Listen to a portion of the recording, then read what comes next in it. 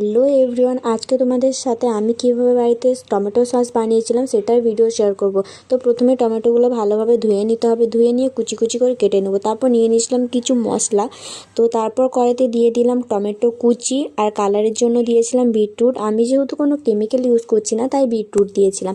আর দিয়েছিলাম একটা ছোট সাইজের পেঁয়াজ, হালকা রসুন কুচি, আদা কুচি আর গোটা গরম মশলা। গোটা গরম মশলার মধ্যে ছিল তেজপাতা, এলাচ, লবঙ্গ, দারচিনি আর একটু জিরে। তারপর খুব ভালোভাবে সেদ্ধ করে ঢেলে নেব। ঢেলে নেওয়া হয়ে গেলে মিক্সার গ্রাইন্ডারের মধ্যে মিক্সড করে নেব। তারপর একটা বড় ছাঁকনির সাহায্যে খুব ভালোভাবে ঘষে নেব। ঘষে নিলে নিচে পাল্পটা পড়ে যাবে টমেটো সসের।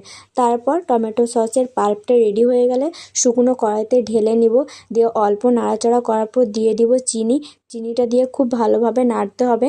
নাড়তে নাড়তে যখন টমেটো সসের টেক্সচারটা চলে আসবে তখন নামিয়ে নেব। তো ভিডিওটা তোমাদের ভালো লাগলে লাইক, কমেন্ট, শেয়ার করো, পাশে